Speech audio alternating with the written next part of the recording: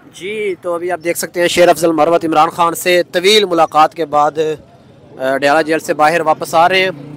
अभी इनसे गुफ्तगू भी करते हैं कि खान साहब ने क्या फ़ैसले किए हैं। अंदाना गुलजार, शाहरियार अफरीदी और मेरे कागजात नामजदगी जो रिजेक्ट हुए थे रिटर्निंग ऑफिसर से, वो तीनों अपीलें मंजूर की हैं हाई कोर्ट ने माशाल्लाह, मुबारक। और माशाल्लाह। तीनों जो हैं कागजात नामजदगी जो हैं वो बहाल हो गए हैं माशाल्लाह। दूसरी बात ये है कि आज जेल में काफ़ी प्रोसीडिंग्स हुई, उनका अहवाल खोसा साहब सुनाएंगे, वो आ रहे हैं। और कैसा है खान साहब का मोराल कैसा है? ये सारी बातें आप कोसा साहब से सुन लें, क्योंकि जिन वकील साहब का केस होता है उसका हक बनता है कि अपडेट करें। नवाज शरीफ की नाअहली खत्म हो गई, अफजल मरवत कैंपेन नहीं कर रहे। हाँ, नवाज शरीफ की नाअहली जो है, नवाज शरीफ की नाअहली जो है, इसमें सिर्फ ये दुख है हमें कि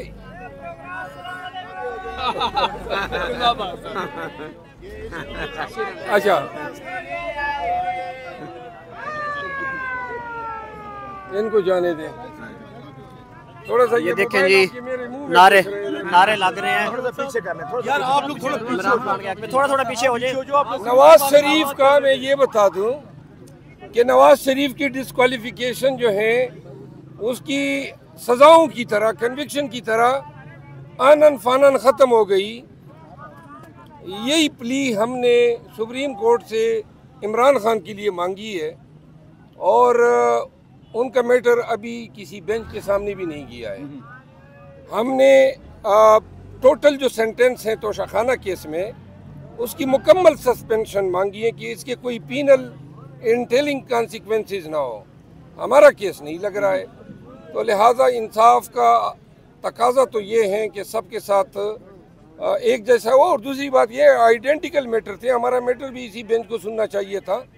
एनी हाउ, नवाज जी बताएं। मरवत साहब की वोट पर गुफ्तगू की कि आपकी जानिब से खान साहब से आज बड़ी मुफस्सल गुफ्तगू की सुनने में आ रहा है। नहीं, आज तो खान साहब की ज़्यादातर मसरूफियात अदालतों में थी, कोर्ट्स में मसरूफ रहे।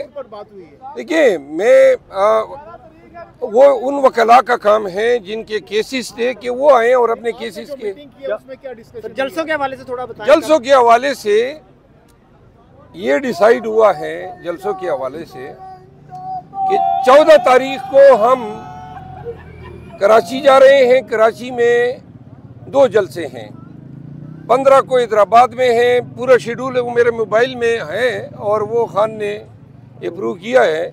जामशोरो जा रहे हैं और इस तरह सिंध के 6 अजला में हम जा रहे हैं। 18 तक हमारे प्रोग्राम है।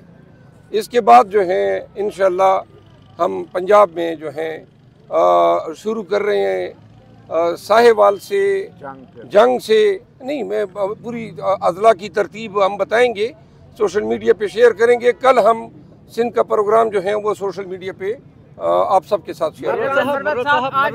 मुझे बताइएगा कि मुलाकात आपकी हुई है, पिछले दिनों कुछ प्रेस कॉन्फ्रेंसेस भी हुई थी आगे पीछे आपकी और गौहर साहब की भी, इस हवाले से कोई बात हुई है आपके साथ?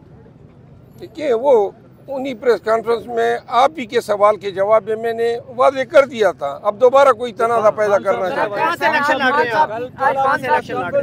जो है ना, वो जमानत का फैसला महफूज हुआ है सर आज, तो क्या फैसला आने का इम्कान है सर? खुशखबरी है। ये इल्म नजूम का काम मैंने नहीं शुरू किया है, वो जज का काम है, देता है नहीं देता है। आजकल तो हमें कुछ मिल नहीं रहा है, तो लिहाजा अंदाज़ों से और क्या साराइयों से तो हम अखज़ कर सकते हैं। अलबत्ता ये भी माना रखते हैं कि कौन से जज साहब हैं, आज़ाद इंडिपेंडेंट जज हैं, तो लिहाजा इस पे हम फिल वक्त कोई कंक्रीट राय नहीं देते। कागजात मंजूर हो गए हैं जी, अभी तो बता दिया आपको। नहीं, आप कहाँ से इलेक्शन लड़ रहे हैं?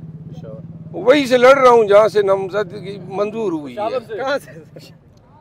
यार, अब वैसे ही खाम में फालतू सवाल चौंक रहे हो, कोई सीधा साधा सही सवाल करो। मरवत साहब, इमरान खान साहब की 9 मई के हवाले से गिरफ्तारी डाल दी गई है, जी हाँ। तो क्या तवक्कुआत हैं इसके लिए? जो है लीगल टीम पिंडी के जो है हमारे वकला साहिबान जो हैं खान को डिफेंड करेंगे। आज वो वकला साहिबान भी तशरीफ़ लाए थे और बदकिस्मती है, ये आरे बाजार केस में ये 9 मई को दर्ज हुआ है और आज लगभग 6 माह के बाद इनको इल्म होता है कि जी इन वाक़यात में भी खान साहब का हाथ है। तो आज खान साहब के ख़िलाफ़ केसेस की जो तादाद है वो 202 हो गई है। तो लिहाजा जिस रफ्तार से और ये आज जो इनकी ये कोशिश है गिरफ़्तारी की, ये इनको अंदेशा है कि कहीं खान साहब जो 2 नाकिसुल वजूद केसेस हैं, एक तोशाखाना केस है रेफरेंस और एक है अलकादर ट्रस्ट केस, जिनमें कभी इम्कान है कि खान साहब की ज़मानत हाई कोर्ट से हो जाएगी।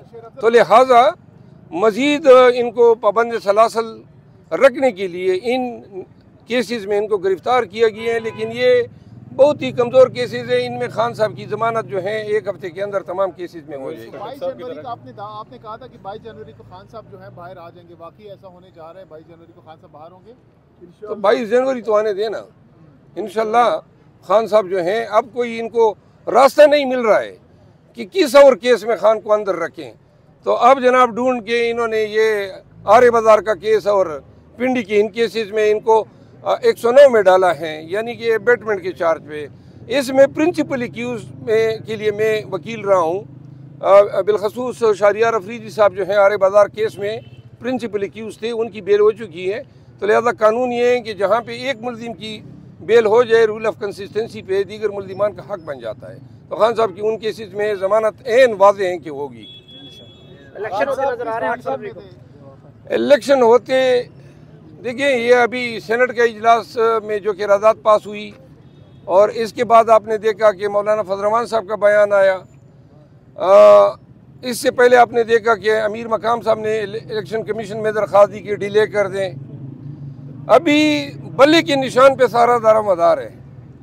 बल्ला वापस आता है तो बल्ला जो है इनको हाँक के इलेक्शन से दूर ले जाएगा। इनकी कोशिश फिर ये होगी, ये खान साहब के भी खदशात हैं, हम सब के हैं, कि ये फिर इलेक्शन के लिए कोई ना कोई तावील ढूंढेंगे, कोई ना कोई जवाब ढूंढेंगे।